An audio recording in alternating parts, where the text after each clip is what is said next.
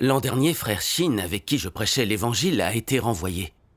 Ah. Quand je l'ai interrogé à ce sujet, il m'a dit qu'il n'accomplissait pas bien le devoir que l'Église lui avait confié, qu'il faisait les choses à sa manière, ce qui perturbait le travail de l'Église, et qu'on l'avait renvoyé. Oh. Cela m'avait vraiment rendu triste de voir frère Shin aussi rempli de regrets. Dans notre travail commun, j'avais remarqué qu'il était négligent et faisait les choses à sa manière. J'ai voulu le lui signaler pour l'aider à réfléchir et à apprendre sur lui-même, mais j'ai hésité. Je me suis dit que le dirigeant l'avait déjà suffisamment traité en le renvoyant, et que frère Shin était déjà bien malheureux. N'allais-je pas remuer le couteau dans la plaie si je disais quelque chose? Penserait-il que j'étais dépourvu d'empathie? De plus, le dirigeant avait dû mentionner plus tôt les problèmes que j'avais remarqués. Alors j'ai voulu réconforter frère Shin. Hein? Je lui ai dit « Tu as dû beaucoup gagner en voyageant pour prêcher l'Évangile. Tu es devenu très perspicace. Beaucoup de nos frères et sœurs de l'Église ne sont encore que des novices, sans expérience d'évangélisation. Tu pourras les aider quand tu rentreras. » Il a répondu, à ma grande surprise, « Mon frère, ça me perturbe de t'entendre dire ça. Je pensais que tu allais me dire quelque chose qui m'aiderait à réfléchir et à me connaître, ce qui serait bénéfique à ma vie.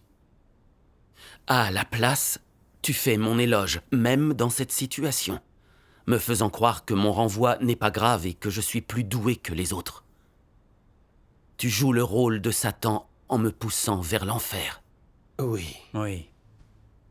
Ça m'a rappelé le Seigneur Jésus réprimandant Pierre. « Arrière de moi, Satan !» Puis il a ajouté « Ces paroles polies ne sont pas du tout édifiantes. Tu devrais arrêter de dire ces choses. Ce n'est pas aimant, c'est destructeur pour les autres. » Oui, c'est vrai. Ce n'est effectivement pas édifiant. Hmm. Et c'est bien qu'il ait pu le discerner. Tout à fait. Et confronté à l'échec, il avait besoin d'être vraiment aidé par les frères et sœurs. Pas de quelques mots polis manquant de sincérité. Je sais. J'ai eu vraiment honte. J'ai eu envie de me cacher dans un trou.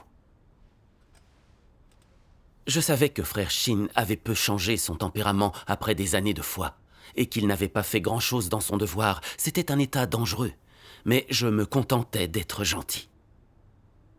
J'étais fourbe, poli et flatteur, je vivais selon la philosophie de Satan. N'était-ce pas être quelqu'un de malhonnête? Si. Son renvoi offrait une bonne occasion de réfléchir et de mieux se connaître à frère Shin. S'il cherchait la vérité, réfléchissait et se repentait vraiment, cet échec pouvait être un vrai tournant dans sa foi. C'est vrai. Oui, c'est vrai. Mais j'étais un obstacle. Je disais des bêtises pour jouer avec ses sentiments et le tromper. J'étais un suppôt de Satan. Oui. Dieu fait tout pour sauver les gens. Mais Satan essaie de les éloigner de Dieu par tous les moyens, de les entraîner en enfer. Mes absurdités faisaient juste du mal à mon frère. Oui. Ce type de compliments sont graves par essence. À ce moment-là, j'ai eu très peur. Alors j'ai trouvé des paroles de Dieu qui ont pu m'aider dans ces 2 passages.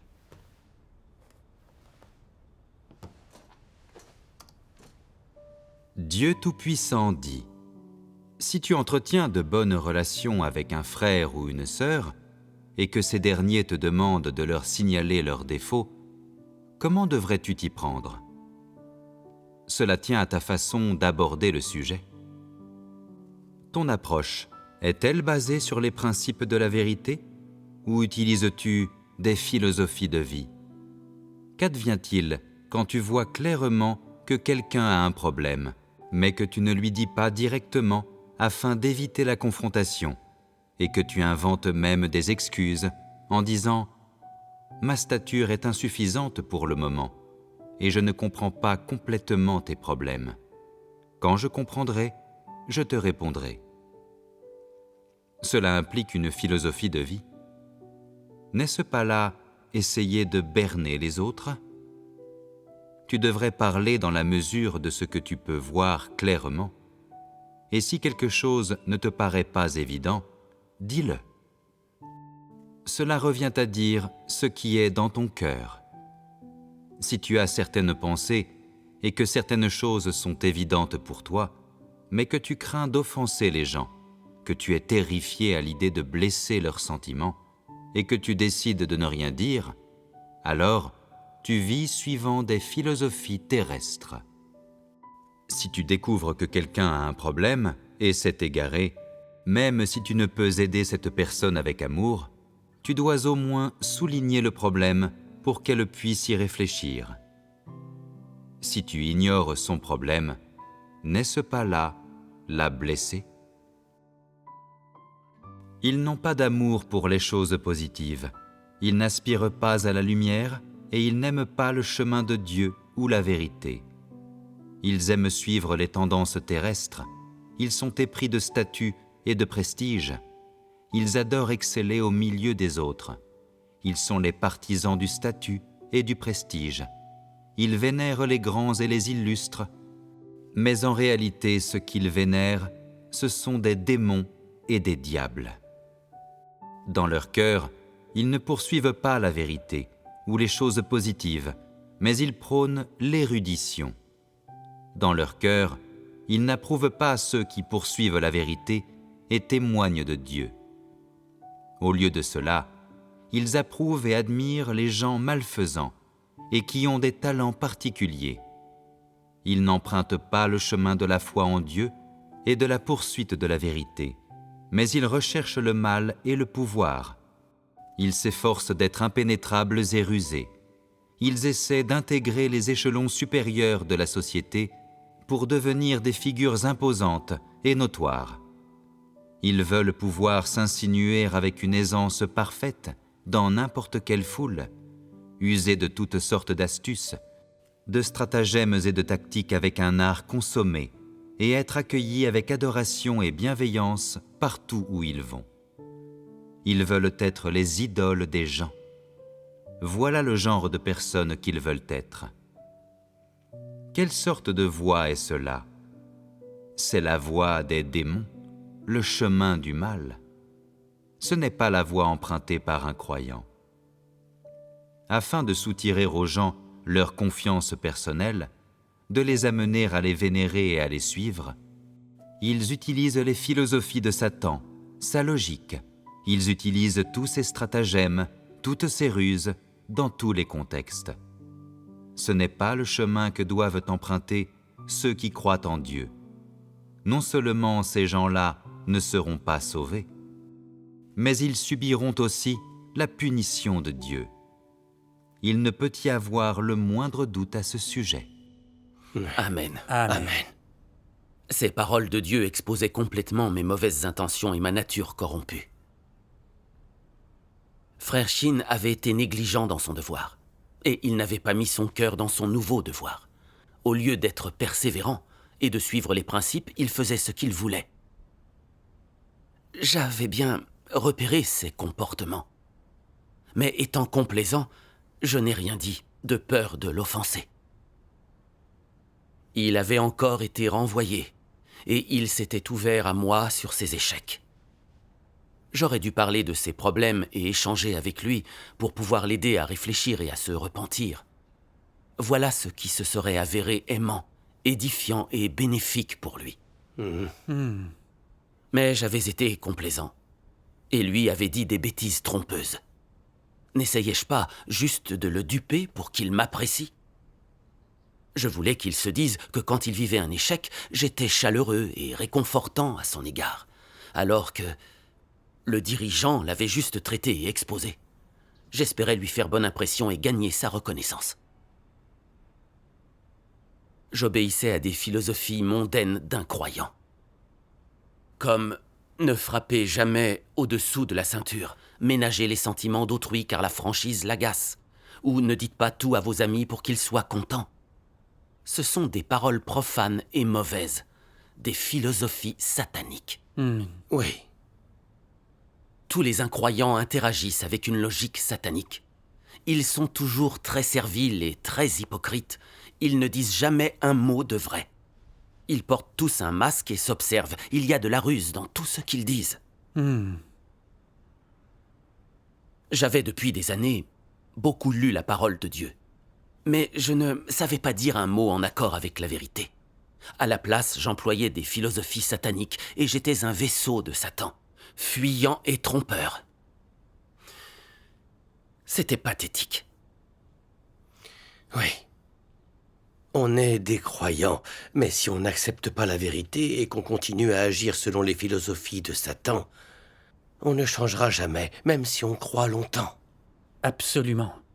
En vivant selon ces philosophies, on ne peut rien dire qui soit en accord avec la vérité. C'est vrai. C'est vrai. Ça m'a rappelé ces paroles de Dieu. Si le discours et la conduite d'un croyant sont toujours aussi désinvoltes et immodérés que ceux d'un incroyant, alors il est encore plus mauvais que l'incroyant. Il est le démon typique. Plus tu es en présence de Dieu, plus tu auras d'expérience. Si tu es encore dans le monde comme une bête, professant ta croyance en Dieu sans être sincère, si tu étudies encore les philosophies mondaines, ton labeur précédent n'aura servi à rien. C'est vrai. C'est vrai. Au cours de mes années de foi, je n'avais pas gagné la vérité et n'étais pas devenu simple et honnête. Je m'étais agrippé aux manières du monde. J'ai compris que je n'étais pas quelqu'un qui aimait et acceptait la vérité. J'ai donc décidé de prier Dieu. Ô Dieu, mes paroles et mes actes ne sont pas humains. Je suis mauvais et sournois. Je veux me repentir et arrêter de vivre selon les philosophies sataniques. Ouais. Grâce à cette expérience et cette leçon, j'ai réussi dans mes interactions avec les autres après ça, à être bien plus vigilant et à parler d'une manière bénéfique aux gens au lieu d'être complaisant. Mais j'étais si profondément corrompu que je ne pouvais pas m'empêcher de redevenir fuyant quand mes propres intérêts étaient en jeu. Ensuite, j'ai travaillé à la production de vidéos avec Frère Chen. Il avait des opinions assez tranchées et connaissait mieux le travail que moi. J'ai pensé que je devais être modeste pour qu'il n'ait pas l'impression que j'étais un ignorant arrogant. Alors, dans nos devoirs, j'ai essayé de m'en tenir à l'harmonie est un trésor, l'indulgence est une vertu. Parfois, je voyais des problèmes et des erreurs dans ces vidéos, et je lui suggérais de les corriger. Mais il pensait que ces choses n'étaient pas des problèmes. Il répondait par des excuses et des opinions. Même si je n'étais pas entièrement de son avis, j'avais peur de provoquer une dispute entre nous si j'insistais, et que tout le monde me trouve trop têtu. Quand j'y pensais, je laissais tomber. Tu as abandonné au lieu de chercher les principes parce que tu avais peur qu'on te trouve arrogant. Ça peut freiner le travail. Effectivement, quand on n'est pas d'accord, on doit chercher les principes pour trouver un terrain d'entente. Oui. Tu as raison. Mais au lieu de prier, j'ai travaillé comme ça, avec lui pendant quelques mois, et nos vidéos ont présenté des problèmes ici et là. Plus tard, j'ai remarqué que ces problèmes étaient ceux que j'avais signalés au début. Alors, on a dû refaire ces vidéos. Frère Chen a fini par être renvoyé pour son obstination et son arrogance. Même si ces vidéos ont fini par être terminées, je ne me suis pas senti du tout en paix dans mon cœur. Je me sentais mal à l'aise et coupable. Je voyais que j'étais toujours complaisant dans mon devoir, pour préserver une harmonie superficielle. Je ne défendais pas les principes par peur d'offenser. Je n'étais pas un vrai partenaire, et je freinais le travail vidéo de la maison de Dieu. Je m'en suis beaucoup voulu. Alors la dirigeante m'a démasqué et a dit « Tu n'as pas respecté les principes de la vérité sur le travail en groupe. Quand tu vois que les opinions de quelqu'un sont mauvaises, tu les suis quand même. Pour éviter le conflit et protéger ta propre image.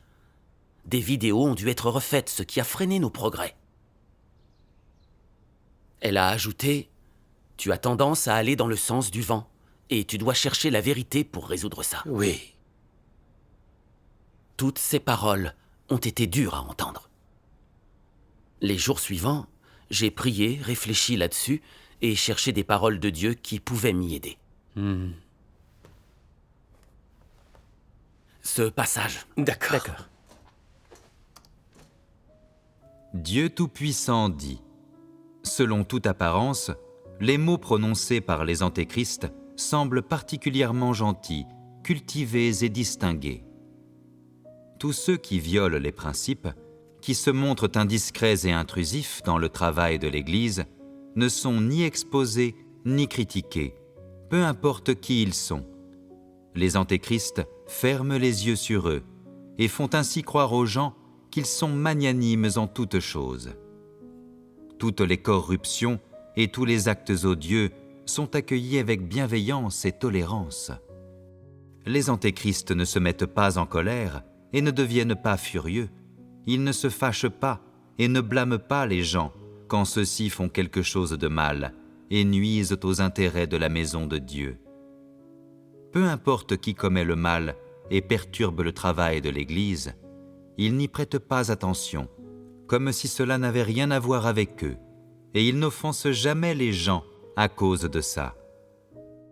Qu'est-ce qui préoccupe les antéchrists le plus ? Combien de personnes les admirent, et combien de personnes les voient souffrir et les admirent pour cela ? Les antéchrists pensent que la souffrance doit toujours servir à quelque chose.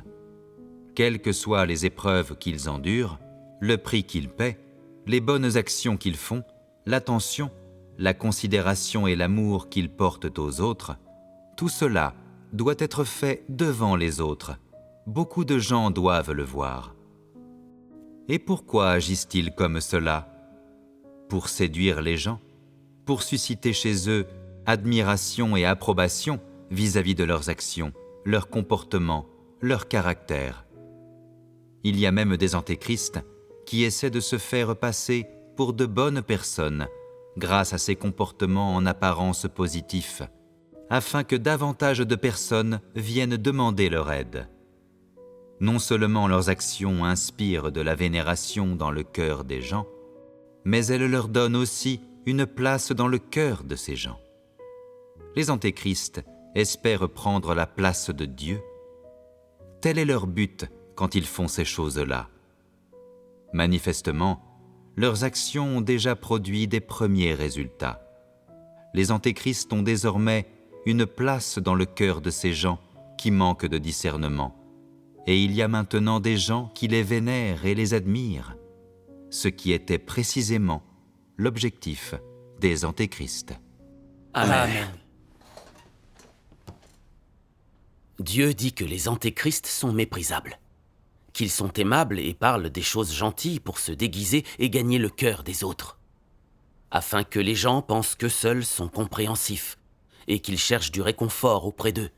Ça éloigne les gens de Dieu, et ils prennent la place de Dieu dans leur cœur. J'ai vu que j'agissais comme ça. Dans nos devoirs, les frères et sœurs doivent aborder les problèmes et s'entraider, mais j'évitais d'offenser les autres afin de protéger mon image. J'avais repéré des problèmes dans les vidéos de frère Chen, mais au lieu de respecter les principes, j'avais suivi le courant et été aimable, sans pratiquer la vérité.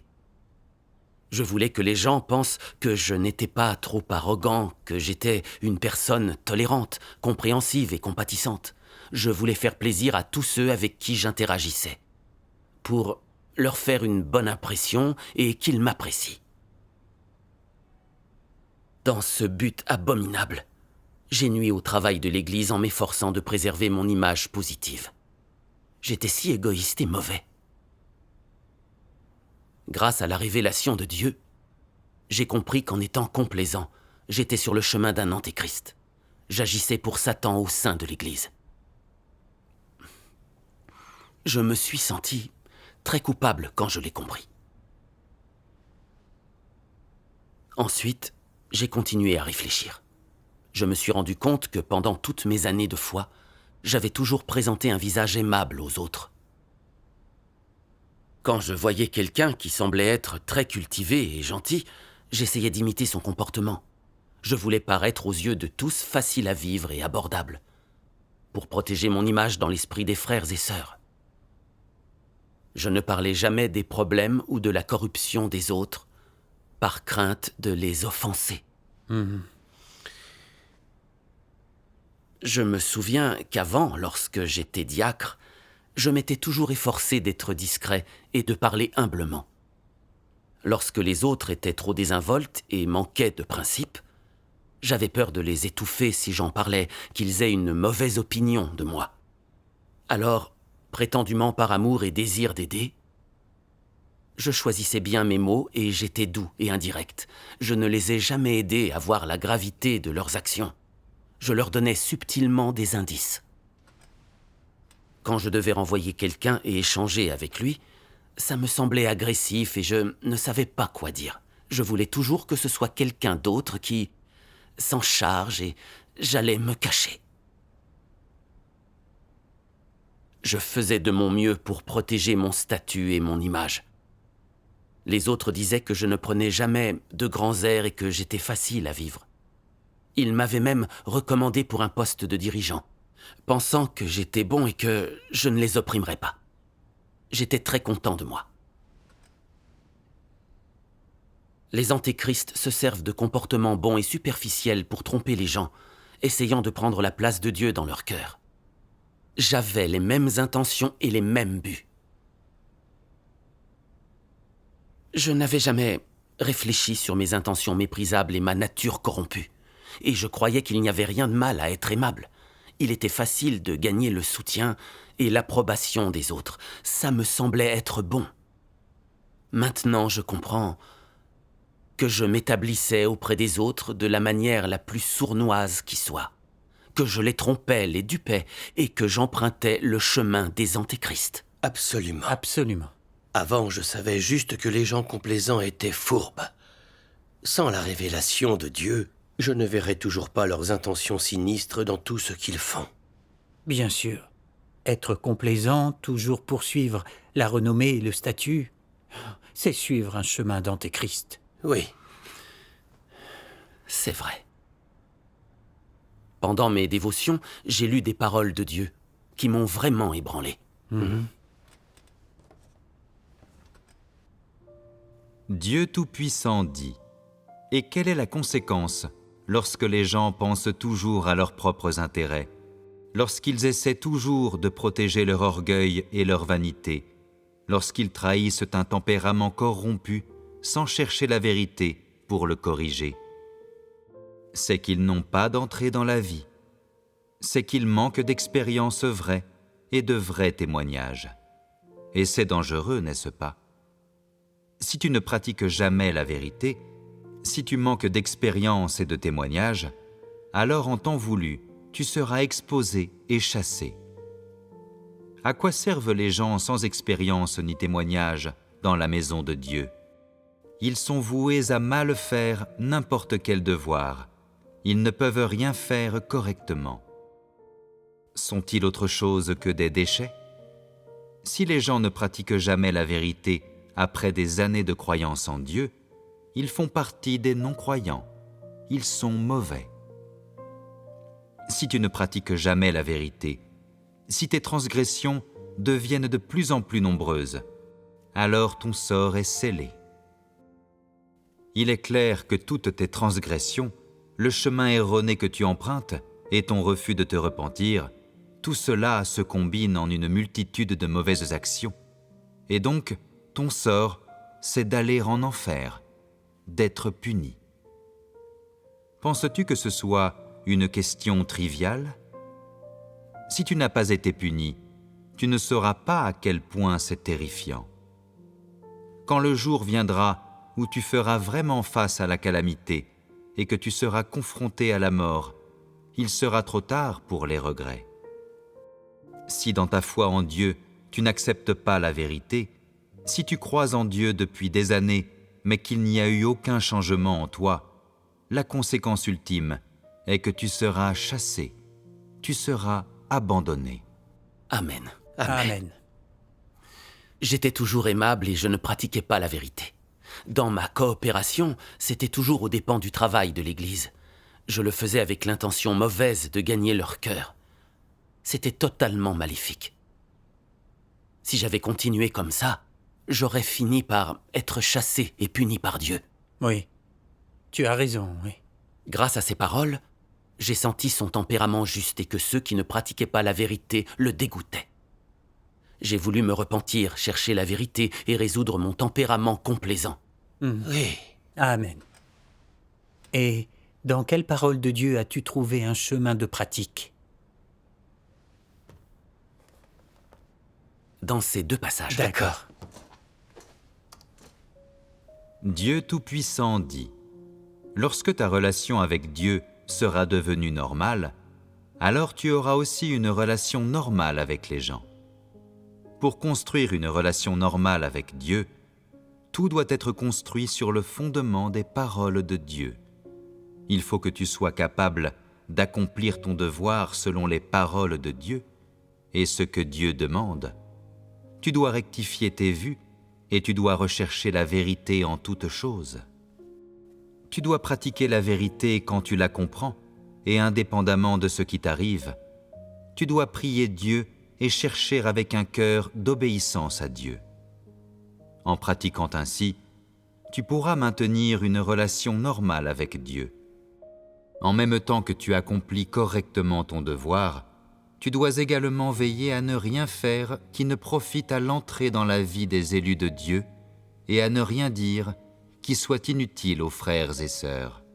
À tout le moins, tu ne dois rien faire qui aille contre ta conscience et tu ne dois absolument rien faire de honteux.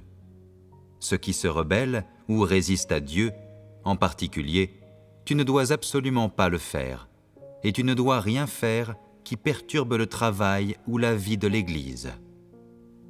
Sois juste et honorable en tout ce que tu fais, et assure-toi que chacune de tes actions soit présentable devant Dieu. Bien que la chair puisse être faible quelquefois, tu dois être capable de placer les intérêts de la maison de Dieu en premier, sans convoiter de bénéfices personnels, sans rien faire d'égoïste ou de méprisable, en réfléchissant souvent sur toi-même. De cette manière, tu pourras souvent vivre devant Dieu et ta relation avec Dieu deviendra tout à fait normale. Amen. Pour tous ceux qui remplissent leurs devoirs, quelle que soit leur compréhension profonde ou superficielle de la vérité, la manière la plus simple de pratiquer pour entrer dans la réalité de la vérité est de penser aux intérêts de la maison de Dieu en tout et d'abandonner les désirs égoïstes, les intentions personnelles, les motivations, la fierté et le statut. Fais passer les intérêts de la maison de Dieu en premier. C'est bien le moins que l'on doive faire. Si quelqu'un qui accomplit son devoir ne peut même pas en faire autant, alors comment peut-on dire de lui qu'il accomplit son devoir? Cela n'est pas accomplir son devoir. Tu dois d'abord considérer les intérêts de la maison de Dieu, tenir compte de la volonté de Dieu, prendre en considération le travail de l'Église et donner la priorité à ces considérations. C'est seulement après cela que tu peux penser à la stabilité de ton statut ou à la façon dont les autres te voient. Ne crois-tu pas que cela devient un peu plus facile si tu procèdes par étapes et fais des compromis? Si tu pratiques ainsi un moment, tu auras l'impression qu'il n'est pas difficile de plaire à Dieu. En plus, tu devrais être capable de remplir tes responsabilités, d'accomplir tes obligations et devoirs, de laisser de côté tes désirs égoïstes, de renoncer à tes propres intentions et motifs, de tenir compte de la volonté de Dieu et de faire passer en premier les intérêts de la maison de Dieu, le travail de l'Église et le devoir que tu dois accomplir. Après en avoir fait l'expérience quelque temps, tu sentiras que c'est une bonne manière de se conduire. C'est une vie franche et honnête, sans qu'on y soit quelqu'un d'abject ni bon à rien, et on y vit correctement et honorablement plutôt qu'en y étant méprisable ou méchant. Tu sentiras que c'est ainsi qu'une personne devrait vivre et agir. Amen. Amen. Amen. Ces paroles de Dieu sont très claires sur les principes de pratique. On ne peut pas baser nos interactions sur les philosophies du monde. Il faut suivre les paroles de Dieu et les principes pour qu'on soit en accord avec la volonté de Dieu. Tu as raison. Ceux qui cherchent la vérité et prennent le parti de Dieu, qui renoncent à leurs désirs et défendent la maison de Dieu, vivent une ressemblance humaine et peuvent avoir des relations normales avec les autres. C'est Oui. vrai. Après ça, j'ai commencé à donner la priorité aux intérêts de l'Église dans toutes les situations, et j'ai essayé de satisfaire la volonté de Dieu. Après quelque temps, j'ai vu que j'avais de nombreuses occasions de pratiquer la vérité tous les jours. Toujours. Par exemple, dans une réunion, j'ai remarqué que certains débitaient de la doctrine ou s'éloignaient du sujet, et que d'autres parlaient pour ne rien dire, ce qui faisait se prolonger la réunion, ce qui nuisait à notre vie d'église. Mais le dirigeant d'équipe ne disait rien. Au début, je n'ai rien voulu dire. Mais je me suis senti un peu coupable. J'étais de nouveau complaisant. J'ai tout de suite fait une prière. Vers la fin de la réunion, j'ai signalé les problèmes que j'avais remarqués et proposé des solutions. J'ai senti que renoncer à moi-même et défendre les intérêts de l'Église m'apaisait vraiment. Formidable. C'est merveilleux. Aussi, un frère que je connaissais très bien a été renvoyé. Il m'a dit que c'était parce qu'il recherchait le confort et qu'il avait été fourbe et inefficace dans son devoir. Au début, j'ai voulu le réconforter et l'inciter à penser du bien de moi. Mais j'ai pris conscience que je devais pratiquer la vérité. Alors j'ai calmement réfléchi à ce que je devais dire pour satisfaire Dieu et édifier ce frère. J'ai pensé à nos interactions précédentes. Son désir de confort était assez évident dans son devoir. Directement, je lui ai parlé des problèmes de son attitude envers son devoir, et je lui ai envoyé des paroles de Dieu. Ensuite, il m'a remercié et m'a dit que ça l'avait aidé. Dieu soit loué. Oui, après avoir fait ça, je me suis vraiment senti très calme et en paix. Bien sûr. À travers le jugement des paroles de Dieu, j'ai compris qu'en vivant selon les philosophies mondaines de Satan, je deviendrais plus sournois, je perdrais de vue le sens du fait d'être humain et je ferais du mal aux autres et à moi-même. Oui. C'est vrai. J'ai aussi appris que vivre selon les paroles de Dieu et les principes de la vérité permet d'être humain et une bonne personne. Amen. Dieu soit loué. Dieu soit loué.